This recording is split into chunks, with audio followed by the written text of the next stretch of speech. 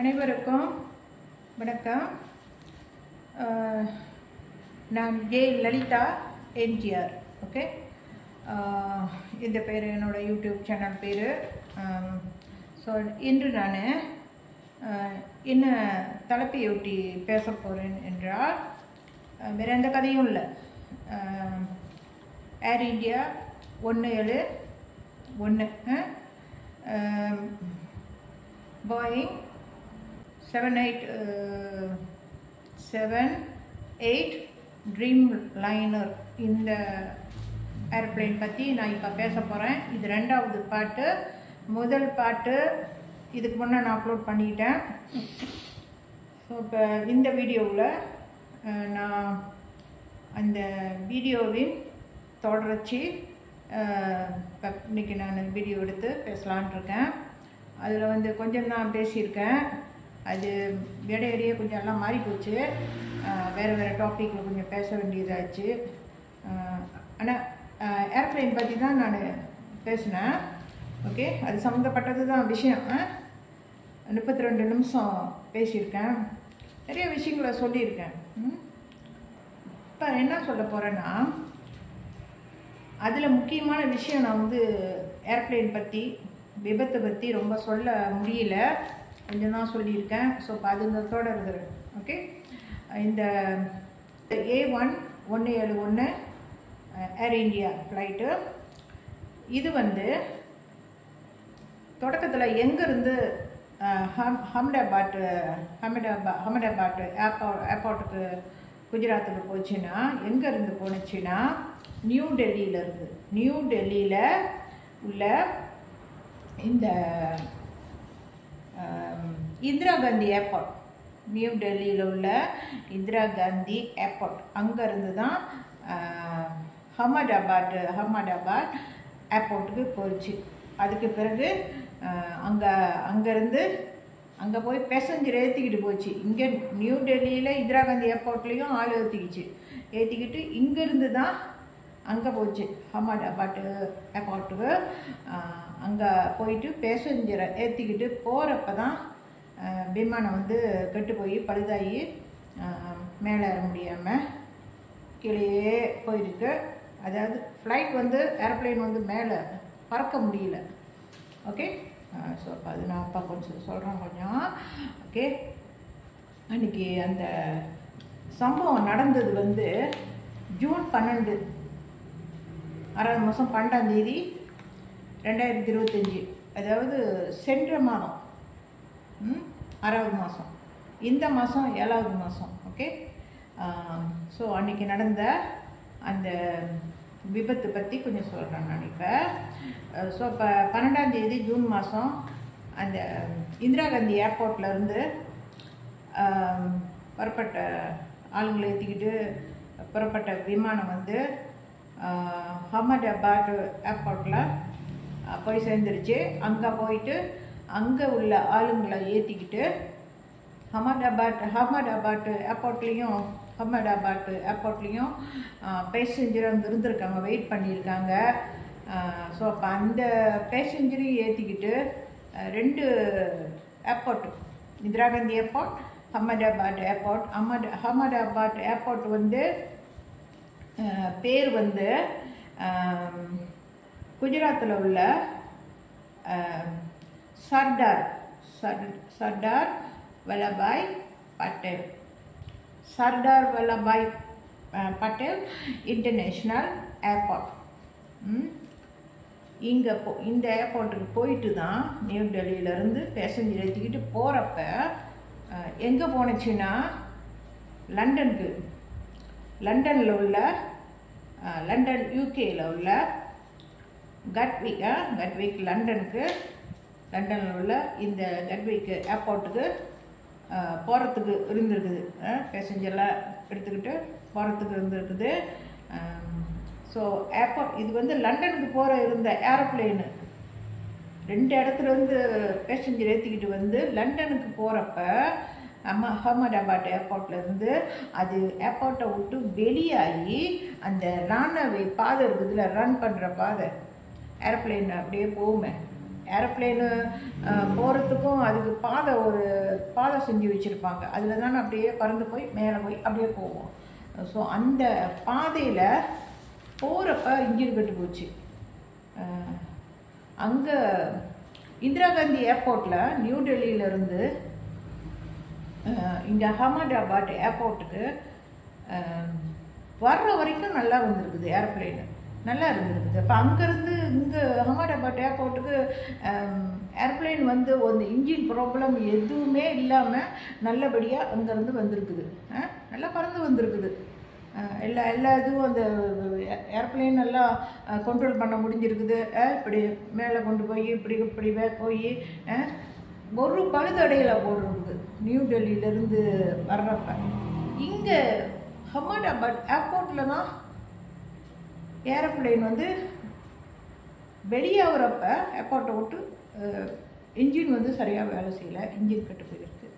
Okay, இந்த ஓடு பாதை இருக்குது, இல்லை பாதையில் போகிறப்ப அது வந்து கீழே தான் போயிருக்கு தவிர ரொம்ப உயரமாக இல்லை. மேலே எழும்பல, அந்த ஏரோப்ளேன் மேலே போகலை, பறந்து போக முடியல. மேலே ஏரோப்ளேன்னா பறந்து மேலே போகும் தானே. ஆனால் இதில் அகமதாபாத்லேருந்து லண்டன் யூகே நாட்டுக்கு போகிற ஏரோப்ளேனு 9 மணி நேரம் ட்ராவல் பண்ணுற ஏரோப்ளேனு. ஏர்போர்ட்லேருந்து வெளியாகிறதுக்கு முந்தி ஏரோப்ளேனு இன்ஜின் கெட்டு போயிருக்கு.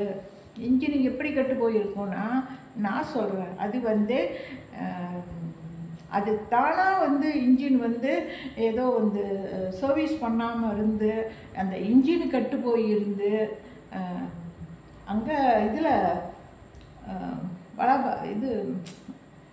இந்திரா காந்தி ஏர்போர்ட்லேருந்து வர்றப்ப அந்த ஏரோப்ளேனை நல்லா கவனிக்காமல், அந்த சர்வீஸ் வந்து நல்லா பண்ணாமல் பார்த்தெல்லாம் செக் பண்ணியிருப்பாங்க அங்கேருந்து வெளியாகிறப்ப நியூ டெல்லியிலேருந்து. ஆனால் ஏதாச்சும் கொஞ்சம் ப்ராப்ளம் இருந்திருக்கலாம். அதனால அங்கேருந்து வந்து இங்கே அகமதாபாத் ஏர்போர்ட்லேருந்து வெளியாகிறப்ப அந்த சமயம் கெட்டு போயிருக்கலாம் இன்ஜினு. ஏன்னா ரொம்ப தூரம் வந்துச்சு இல்லை, இங்கேருந்து போகிறப்ப தானே ஏரோப்ளேனு மேலே எழும்ப முடியல. ஸோ அந்த ஓடு பாதையில் தானே விமானம் போகிற பாதை அகமதாபாத்லேருந்து. ஸோ அது என்னவா இருக்குன்னா, ஒன்று வந்து இன்ஜின் ஏற்கனவே கெட்டு போயிருக்கோம், சரியாக பார்க்காம இருந்திருப்பாங்க, சர்வீஸ் பண்ணாமல் இருந்திருப்பாங்க. அந்த ஏர்போர்ட்லேருந்து வெளியாகிறப்ப அந்த சமயம் குருவிங்க உள்ளே பூந்துருக்கலாம். இதை பாருங்க, இங்கே படம் வைக்கிறோம் பாருங்கள், படம் வைக்கிறோம் பாருங்கள்.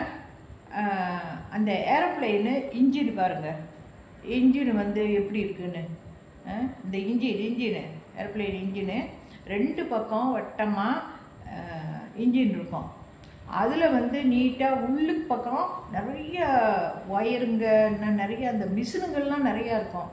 நான் அதை ஸ்க்ரீன்ஷாட் பண்ணி இப்போ நான் இங்கே வைக்கிறேன் பாருங்கள். அந்த இன்ஜின் உள்ளுக்கு வந்து ஒன்றுமே இல்லைன்னு நினைக்கக்கூடாது. அதில் நிறைய ஒயருங்க, நிறைய மெட்டல்ஸு, நிறைய எல்லாம் கனெக்ஷன், ஏரோப்ளேனோட கனெக்ஷனுக்கு நிறைய சாமான் அதில் வச்சுருக்காங்க நீட்டாக.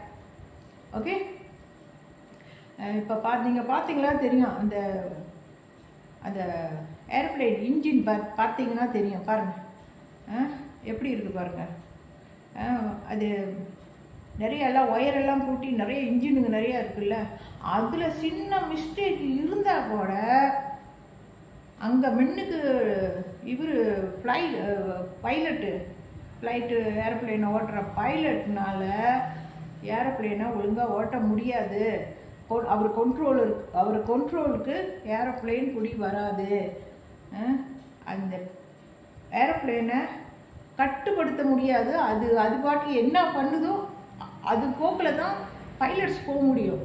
அது வந்து கீழே தான் போகுதே தவிர, கீழால தான் இப்படியே போகுதே தவிர, இப்படியே போகுதுங்க பாருங்கள், இப்படியே தான் அங்கேருந்து ஏர்போர்ட்லேருந்து ஏறினது இப்படியே போய் இப்படியே தான் ஒரு லெவலில் தான் அப்படியே போகுதே தவிர மேலே ஆகாயத்துக்கு மேலே போக மாட்டுது, அங்கே போக மாட்டுது ஆகாயத்துக்கு.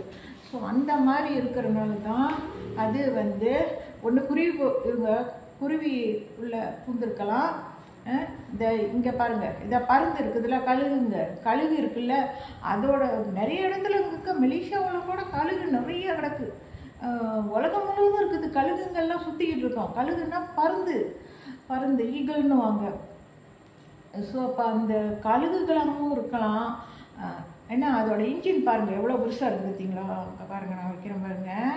இந்த இன்ஜின் பாருங்கள் எவ்வளோ பெருசாக சந்து இருக்குது பாருங்கள். பெரிய பறவைங்க கூட உள்ளுக்கு போகலாம், பறவைங்க உள்ளுக்கு போயிருக்கலாம். அல்லது காக்கா, இதை பாருங்கள், காக்கா க்ரோ இருக்குல்ல, பேர்ட்னுவாங்க. க்ரோன்னா காக்கை, அது கருப்பாக இருக்கும்ல, அதுவும் உள்ளே பூந்துருக்கலாம். அல்லது புறாங்கள் எத்தனை புறா இருக்குது, அது கூட உள்ளே பூந்துருக்கலாம். சிட்டுக்குருவி உள்ளுக்கு பூந்துருக்கலாம். தேன் சிட்டுங்க உள்ளுக்கு பூந்துருக்கலாம். இப்படி போகிறப்ப ஸோ இப்போ இந்த அஹ்மதாபாத் ஏர்போர்ட்டு வெளியெல்லாம் பார்த்தா கிராமம் மாதிரி இருக்குது, வில்லேஜ் மாதிரி இருக்குது. ஸோ கண்டிப்பாக பறவைங்க நிறைய இருக்கலாம். அது போந்து கூட அந்த இன்ஜின் கட்டு போய் ஏரோப்ளேனை கண்ட்ரோல் பண்ண முடியாமல், ஏரோப்ளேனை அது சரியாக ஒழுங்காக வேலை செய்யாமல், இந்த இன்ஜின் கீழே உள்ளது 2 கட்டு போச்சுன்னா மின்னுக்கு பைலட்டு உட்காந்துக்கிட்டு அந்த ஏரோப்ளேனை கண்ட்ரோல் பண்ணி அந்த மிஷின்லாம் ஓட்டுறாருல்ல, அது ஒன்றுமே பண்ண முடியாது. எப்படி பண்ணாலும் எந்த பாதையில் அது போகுதோ, எந்த டைரக்ஷனில் போகுதோ அதில் தான் போக முடியும் ஏரோப்ளேனு, பைலட்டு ஓட்ட முடியும். இப்போ ஒரே இதில் கீழேயே அப்படியே போயிருக்காரே தவிர எத்தனை அடின்னு தெரில, அது நான் எழுதி வைக்கல எத்தனை அடி உயரத்துக்கு போயிருக்குன்னு. அதுக்கு மேலே போகல, அதுக்கு கீழேயும் போகல. ஆனால் இறக்கலாம், அவர் நினச்சிருந்தா போகிறப்ப அந்த மாதிரி இருக்கிறப்ப ஏரோப்ளேனை இறக்கி இருக்கலாம். ஆனால் அந்த அஹ்மதாபாத் ஏர்போர்ட்டுக்கு வெளியெல்லாம் பார்த்தீங்கன்னா, இங்கே பாருங்கள், அந்த ஆக்சிடென்ட் ஆன அந்த இதில் மெஹானி ஹாஸ்டல் இருக்குதுல்ல, பிஜே கல்லூரி மாணவர்கள், ஸ்டூடெண்ட்ஸு, டாக்டர் எல்லாம் படிக்கிறாங்கல்ல, அவங்க தங்குற ஹாஸ்டல் இது. அந்த நெருப்பிடிச்ச ஹாஸ்டலு. அவர் அதில் மேலே தான் கொண்டு இறக்கியிருக்காரு. நெருப்பிடிச்சு இருந்தது, ரொம்ப பேரெல்லாம் இன்ஜுரி ஆகிட்டாங்க, எவ்வளோ பேர் இறந்துருக்காங்க ஹாஸ்டலில். அதோட அந்த பாதை போகிற பாதை பாருங்கள், எப்படி இருக்குது பாருங்கள், அந்த நெருப்பிடிச்ச அந்த இடம் பாருங்கள். இந்த பக்கம் இங்கிட்டு 2 பக்கம் எல்லாம் காடாக கிடக்கு. ஏன்னா வில்லேஜ் ஏரியா அது அந்த அகமதாபாத்து. ஸோ அப்போ நிறைய மரங்கள்லாம் இருக்குது. ரோடும் சின்ன ரோடு தான். அந்த ஏரோப்ளேனை நினச்சா கீழே இறக்கியிருக்கலாம். இறக்குனாலும் அது இந்த ஏரோப்ளேன் விழுந்த கீழே இறங்கின வேகத்தில் நெருப்பு பிடிச்சிடும்.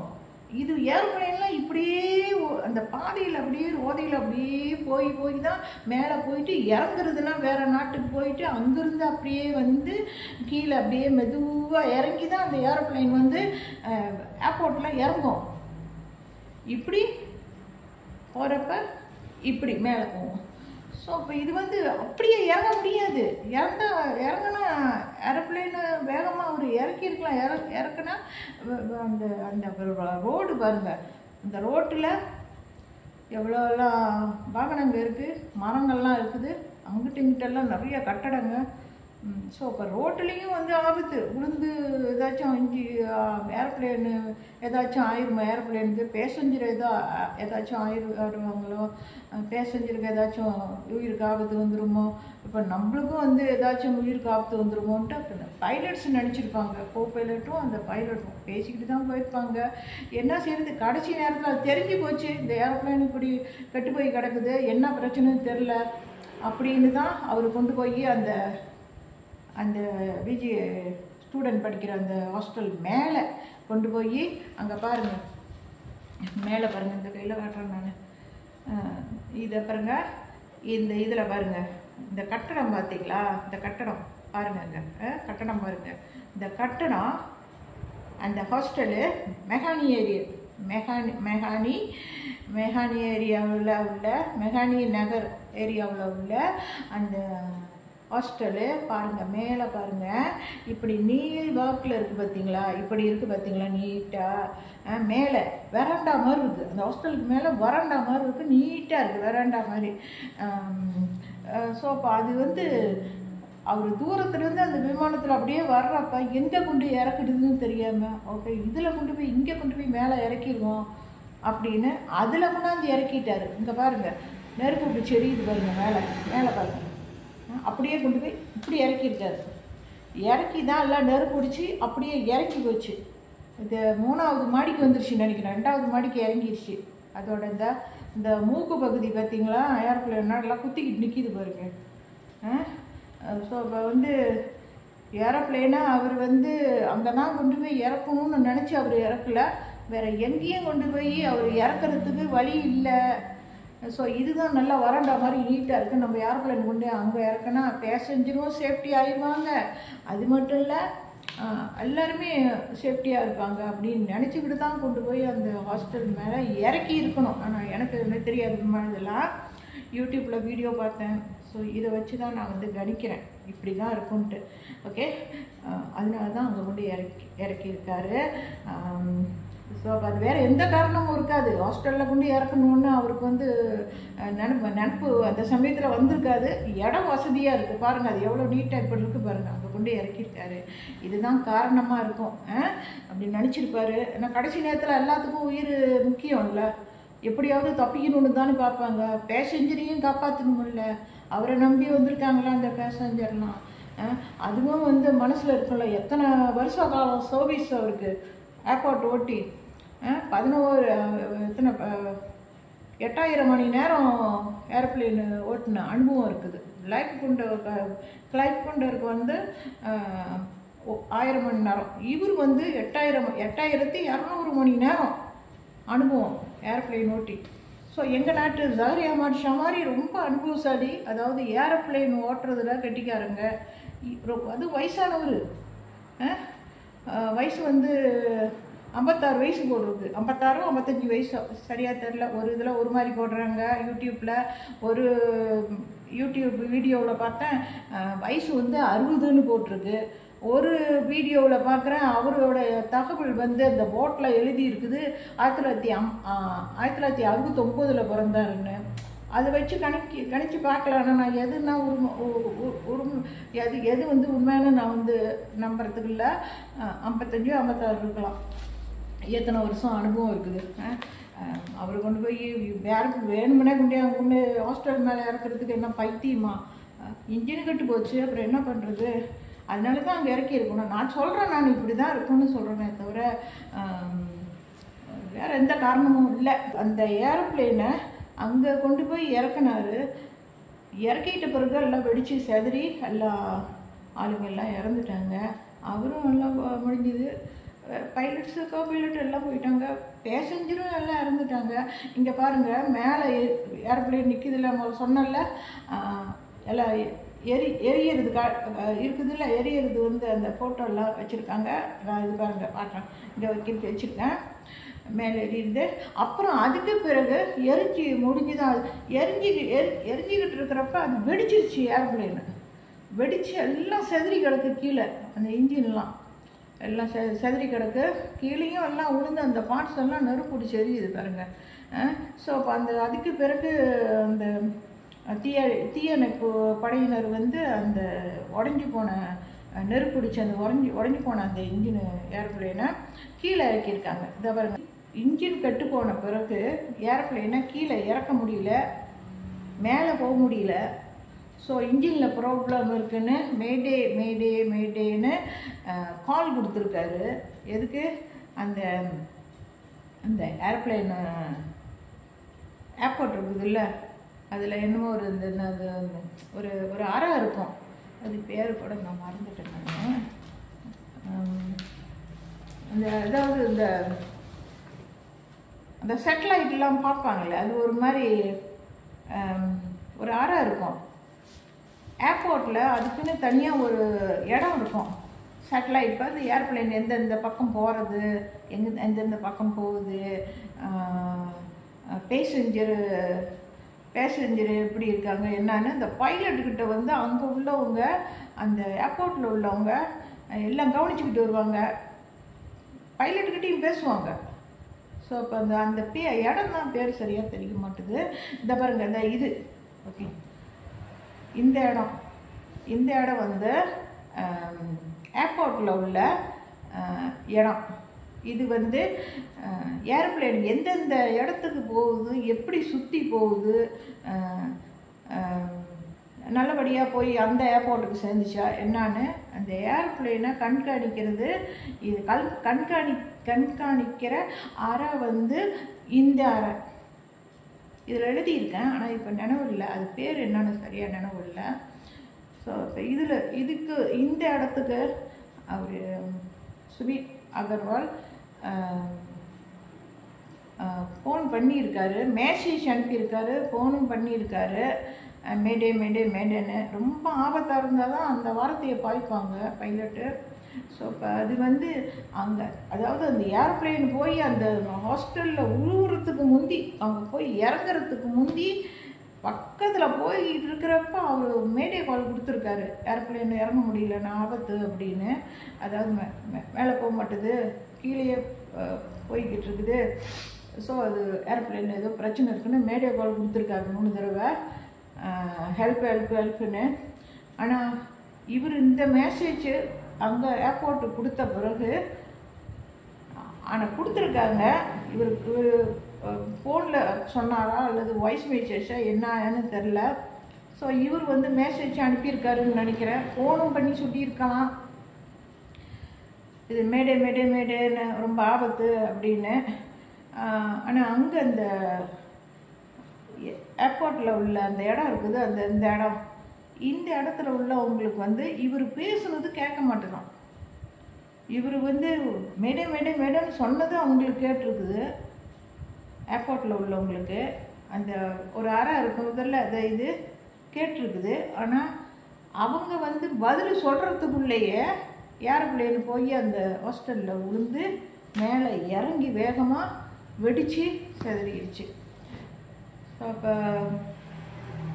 இது வந்து என்ன, இப்போ அவங்களும் ஒன்றும் பண்ண முடியாது, அங்கேருந்து பதில் வர்றதுக்குள்ளேயே ஏர்ப்ளேனை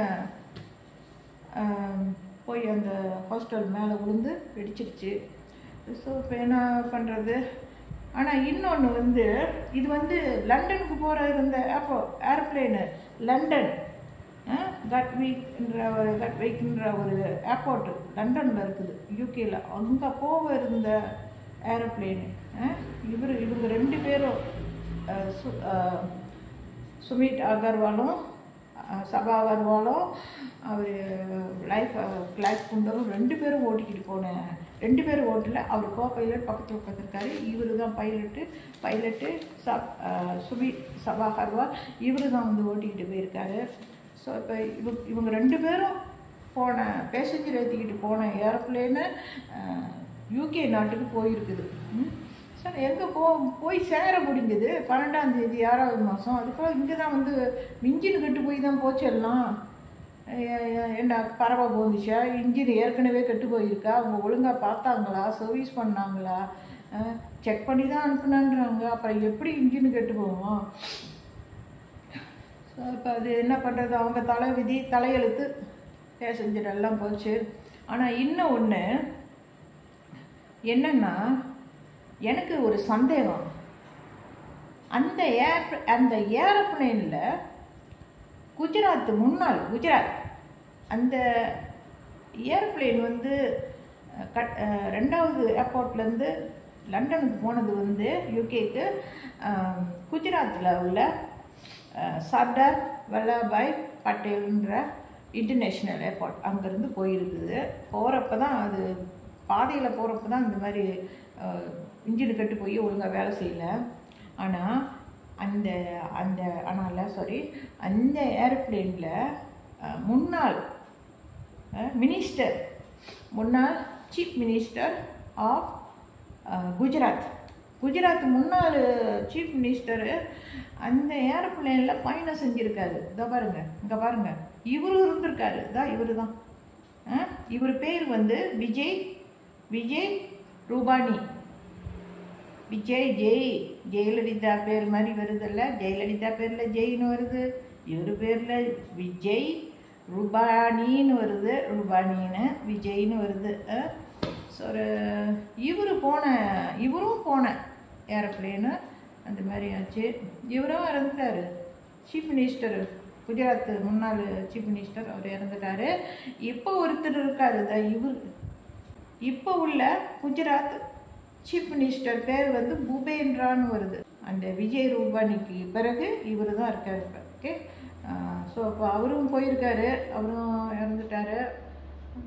ஆனால் அவரு போன ஏரோப்ளேனு, அவர் சீஃப் மினிஸ்டர் முந்தி உள்ளவர், முன்னாள் சீஃப் மினிஸ்டர், அவர் போன ஏரோப்ளேனு இந்த மாதிரி அவரும் போயிருக்காரு. அந்த ஏரோப்ளேனில் இந்த மாதிரி சம்பவம் நடந்திருக்குது.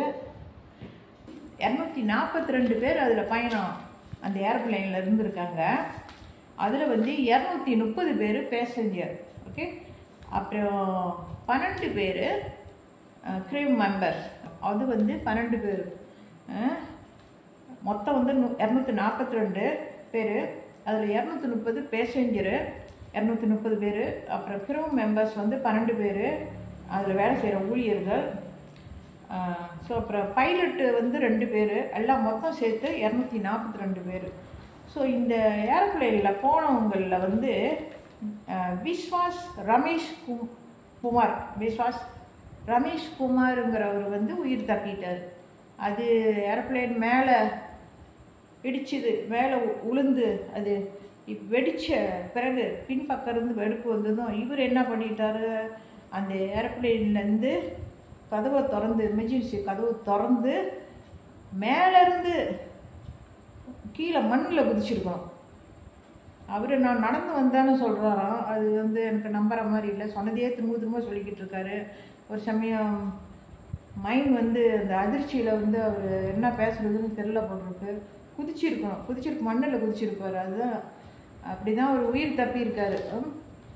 அவர் ஐஸு கட்டின்னு இருக்குது, அப்புறம் என்ன பண்ணுறது. விஸ்வாஸ் ரமேஷ் குமார், அவர் ஒருத்தர் தான் உயிர் தப்பினார், மற்ற 241 பேர் இல்லை. ஓகே, ஸோ இப்போ இந்த பேசஞ்சரில் வந்து 169 பேர் இந்தியன்ஸு, வங்காளிங்க, தமிழால் எல்லாம் சேர்த்து இந்தியர்கள் 169 பேர். பிரிட்டன் நாட்டுக்காரங்க 53 பேர். போர்த்துகீஸ் நாட்டுக்காரங்க 7 பேர். கனடா நாடு ஒரு ஆள். ஸோ இவ்வளோ பேர் எல்லாம் போயிருக்காங்க, இல்லாமல் போயிட்டாங்க. இந்த ஏர் இந்தியா டிரான்ஸ்போர்ட்டை, விமானம் டிரான்ஸ்போர்ட்டை முந்தி வந்து இந்தியா தான் வச்சுருந்துருக்குது. இந்தியாவில் உள்ள கம்பெனி தான் இந்த ஏர் இந்தியா டிரான்ஸ்போர்ட்டை நடத்திக்கிட்டு இருந்திருக்குது. அவங்க ஏர் இந்தியா அந்த கம்பெனியிலேருந்து கை மாறிடுச்சு. எந்த நிறுவனத்துக்குன்னா டாட்டா நிறுவனம், இந்த இதுக்கு கை மாறிடுச்சு.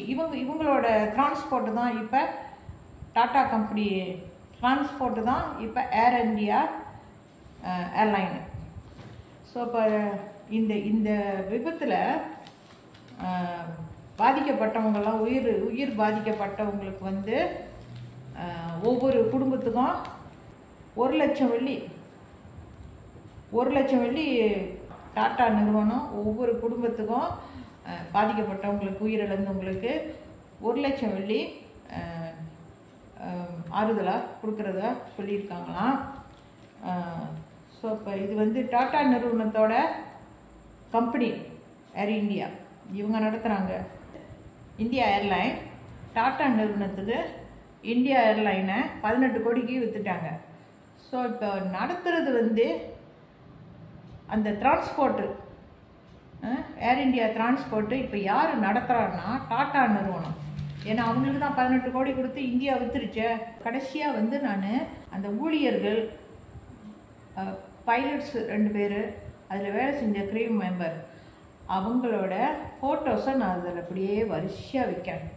ஓகே, அப்புறம் அதோட வீடியோ முடிச்சிடுவேன். ஓகே, நிறையா இருக்காங்க பாருங்கள், நிறைய அப்படியே போகும். பைலட்ஸ் ஃபோட்டோ முதல்ல 2 போகும். அதுக்கடுத்து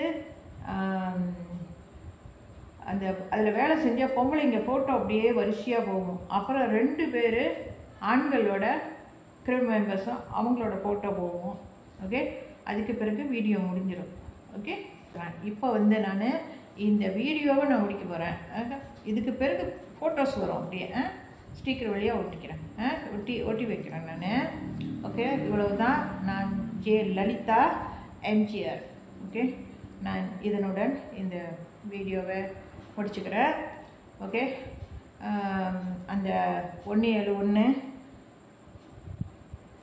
விமான விபத்தில், ஏர் இந்தியா ஏரோப்ளேன் விபத்தில் பலியான எல்லா உள்ளங்களுக்கும் நம்ம வந்து பிரார்த்தனை செஞ்சுக்குவோம். ஓகே, அவங்களுக்காக நம்ம பிரார்த்தனை செஞ்சுக்கலாம். ஓகே, நம்மள ஒருத்தராக நம்ம நினைக்கணும்.